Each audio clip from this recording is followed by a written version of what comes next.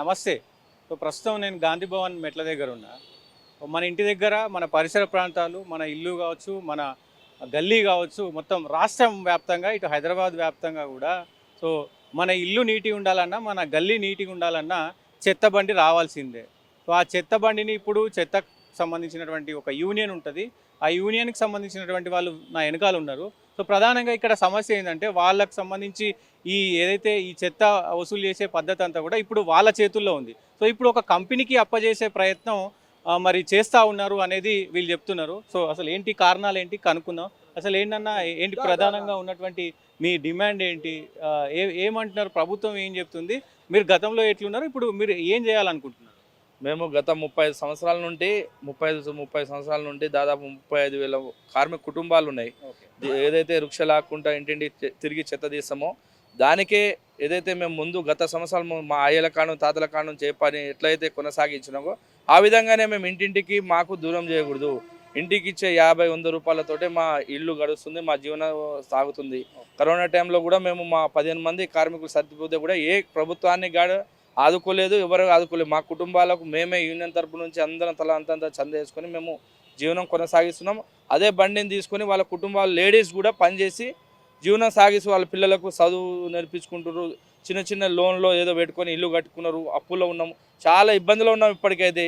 కానీ ఏదైతే 2020లో గత ప్రభుత్వం చేసిన జీవోను మళ్ళీ ఈ ప్రభుత్వం కాంగ్రెస్ ప్రభుత్వం కూడా దాన్ని కూడా కొనసాగడానికి అప్పుడు కూడా మేము లెటర్లు ఇచ్చినాం, దానికి ఆపినాము. 2023లో లాస్ట్ ఎలక్షన్స్ ముందు గవర్నమెంట్ ఏదో జీవో ఇచ్చిందని మొత్తం కూడా ధర్నాలు చేసినట్టున్నారు. ఈ గవర్నమెంట్ మీకు హామీ ఇచ్చింది కదా, అట్లాంటివి చేయమని. అవును, అప్పుడు కాంగ్రెస్ గవర్నమెంట్ కార్మికులకు కాపాడుకుంటాం, మేమే చూస్తాము కంపల్సరీ అని చెప్పారు. ఆ విధంగానే మేము నమ్మినాము. ఇప్పుడు మళ్ళీ అదే జియో ఇంప్లిమెంట్ చేసి 3 కమిషనర్లకు జేఎస్ రంజన్ సారు అంతా ఎవరిని పోయి అడిగినా కానీ సీఎం సార్ చేతిలో తెలిసింది, మా చేతిలో పని కాదు. పైనుంచి ఆర్డర్లు వచ్చినాయి, అది పొల్యూషన్ బోర్డు అని ఏదేదో కొత్త డ్రామాలు చేస్తారు. అయోధ్య రామరెడ్డి డ్రామాలోనే ముసుగులోనే మొత్తానికి అధికారులు కుమ్మకాయ కార్మికుల పొట్టగొట్టాలని చూస్తారు. మేము ఒక్కటే దండం పెట్టి చెప్తున్నాము, మేము ఇంటింటి తిరిగి ఏ రోజు గవర్నమెంట్కి ఎగ్నెస్ట్గా పోలేదు. ఇంకోటి మేము గవర్నమెంట్ మీద భారం కూడా లేదు, ఇంటింటికి ఇచ్చే డబ్బులతోటి మేము జీవనం కొనసాగిస్తున్నాము. అలాగే కిరాయిన్లు కూడా లేవు, మాకు కిరాయిన్లు ఇవ్వాలన్నా కానీ ఎవరు ఇస్తలేరు. అప్పుడు ప్రభుత్వాన్ని కూడా బొర్రబెట్టుకున్నాం, మేము డబల్ బెడ్రూమ్ అని మమ్మల్ని ఆదుకోండి, ఇంటికి కిరాయికి ఇస్తే చెత్తబండి ఇంటి ముందర పెడుతున్నాను, మా కిరాయి రూమ్లు కూడా ఇస్తలేరు సార్ అని చెప్పినాం. అప్పుడు గవర్నమెంట్ కూడా ఏది మాకు సాయం చేయలేదు. ఈ గవర్నమెంట్ కూడా సాయం చేయకపోయినా పర్లేదు, ఇంద్రమ్మ ఇల్లు పబ్లిక్ ఎట్లా ఇస్తారో మా కార్మికులకు గుర్తించి రేవంత్ రెడ్డి సార్ ఇస్తే 10,000 చేతులు మొక్కుతాయి. కానీ లేనిపోని కొత్త జీవో తీసుకొచ్చి గత ప్రభుత్వం ఎట్లా చేసిందో ఈ ప్రభుత్వం కూడా ఆ జీవోని రద్దు చేస్తా అని అప్పట్లో హామీ ఇచ్చిండు. కానీ ఇప్పుడు ఈ జీవోని రద్దు చేయకుండా మళ్ళీ ఆ జీవోని కొనసాగించి దీని వెనుక మీరు ఎవరు ఉన్నారు అనుకుంటారు? అసలు ఎందుకు ఇది ఉన్నట్టుండి ఇప్పుడు ఎందుకు తెర మీదకి వచ్చింది? ఇది అదే మాకు అర్థమైతలేదు. జియో రద్దు అయిందని మేము సంతోషంగా ఇప్పుడు కాంగ్రెస్ ప్రభుత్వం వచ్చింది, మాకు ఎలాంటి ఇబ్బందులు ఉండవు, మంచిగా పని చేసుకొని కార్మికులు బతుకుతామనే టైంలోనే మళ్ళీ కొత్త జియో జేఎస్ రంజన్ సార్ ఇచ్చిందని చెప్తున్నారు. కానీ అది మా దృష్టి దాకా తీసుకురాస్తలేరు. కింద లెవెల్లో గ్రౌండ్ లెవెల్లో ఆఫీసర్లు డీఈలు కానీ ఏఎంహెచ్ఓ లేరు, కమిషనర్లు డిప్యూటీ కమిషనర్లు జోనల్ కమిషనర్లు మొత్తం పుకారు లేపి హోటళ్ళలో వాళ్ళకి వీళ్ళకి లెటర్లు ఇస్తున్నారు. పేపర్ స్టేట్మెంట్ మొన్న సుజన మేడం కూడా పేపర్ స్టేట్మెంట్ ఇచ్చింది, ఆడ కూడా ధర్నా కూర్చున్నాము. మేడం కూడా డైరెక్ట్గా చెప్పబట్టే రేవంత్ రెడ్డి సార్ చేతిలో తెలుసు, జేఎస్ రంజన్ సెక్రటేరియట్ అక్కడ పోరి నా దగ్గర ఎందుకు వచ్చి నన్ను ఎందుకు బ్లేమ్ చేస్తారు అన్న. ఏ విధంగా నష్టపోతున్నారు? ఇప్పుడు ఒక కంపెనీకి ఇవ్వడం వల్ల మీరు ఎట్లా నష్టపోతున్నారు? ఇప్పుడు ఎట్లా నష్టపోతున్నామంటే గతంలో 5 రూపాయల కాడ నుంచి ఇంటింటికి తిరిగి అడుక్కొని తిన్నాము, అన్నం అడుకొని అమ్మ అయ్యా అని అడుక్కొని తిన్నాము. వాళ్ళతోటే మేము ఇంటి వాళ్ళతోటే మంచిగున్నాము. కానీ ఆ రిలేషన్ దూరం చేసి ఒక కంపెనీ కింద పనిచేస్తే కంపెనీ గ్యారెంటీ ఏముంది? ఇవాళ రేపు ఒకటి ప్రభుత్వం కానీ మారినా ఎవరు మారినా ప్రజాస్వామ్యంలో ఉన్నాము, మేము ఈ పని చేసుకొని బతుకుతున్నాము. 35,000 కార్మికులు ఒకవేళ మమ్మల్ని తీసేసే హక్కు ఎవరికి లేదనే ఫైట్ చేస్తున్నాము. మీకు జీతాలు కంపెనీ ఇస్తుందా? ఒకవేళ జియో ఇప్పుడు కంపెనీ ఇస్తామని అంటారు కాబట్టి మా బాధ. ఏ కంపెనీ వద్దు, 5 రూపాయలు చేసిన కరోనా టైంలో ఎక్కడ పోయినా ఈ జియోలు ఈ కంపెనీలు రామ్కి సమస్య అప్పుడే చేసేది ఉండే, మరి ఏమైనా చేసేది ఉండే. మా గవర్నమెంట్ బండ్లు ఇచ్చారు, తెలంగాణ ప్రభుత్వం వచ్చినాక ఆ బండ్లు ఎక్కువనే ఏ పని చేసుకుంటే సగం జీవితాలు అయిపోయినాయి. ఇప్పుడు ఏ పని చేసుకొని బతకగలం మేము ఒకటే అంటున్నాం, నువ్వు బండ్లు ఏదైతే రామ్కి 14,000 కోట్లు కేటాయించిన బండ్లకు ఆ బండ్లు ప్లేస్లో మాకు ఇవ్వండి, మా కార్మికులకు ఇవ్వండి.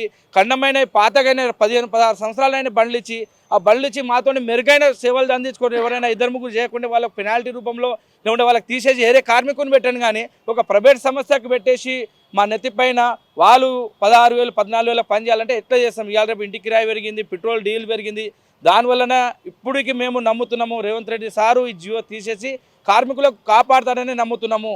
కలిసిరా లోపల ఎవరన్నా కలిసినాం, పీసీ సార్ని కలిస్తే చెప్తామని చెప్పిండు 2-3 అందరినీ కలిసినాం, ఎమ్మెల్యేలకు కలిసినా, కమిషనర్ కలిసినా, కానీ ఏదో తెలియనట్టు పైనుంచి ఆర్డర్ ఉంది, పైనుంచి ఆర్డర్ అని చెప్తున్నారు. కాబట్టి దీనికి ఏం చేయాలో అర్థమవుతలేదు. మేము ఒకవేళ ఈ విధంగానే ఆ జియో రద్దు చేయకుండా ఏమైనా చేస్తే మొత్తం హైదరాబాద్లో ఉన్న స్వచ్ఛ ఆటోలు కార్మికుల కుటుంబాలు మొత్తం రోడ్డు పైన వచ్చి బెటాయించి మొత్తానికి మొత్తం బంద్ చేస్తాము.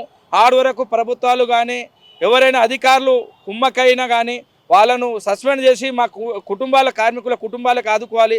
ఒకవేళ లేదు కాదని ఏమైనా డిసిషన్ తీసుకుంటే మేము పురుగుల మందు తాగని చచ్చిపోయిన కూడా రెడీగా ఉన్నాం. కానీ ఏ పని అయితే మేము చేసి బతకలేము.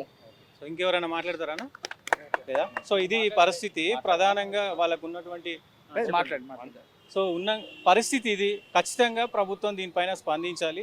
సో మంచి నిర్ణయం తీసుకోవాలి. ఎందుకంటే మన ఇంట్లో మన గల్లీలో ఎక్కడైనా చెత్త ఉండొద్దంటే వాళ్ళు ఉండాలి.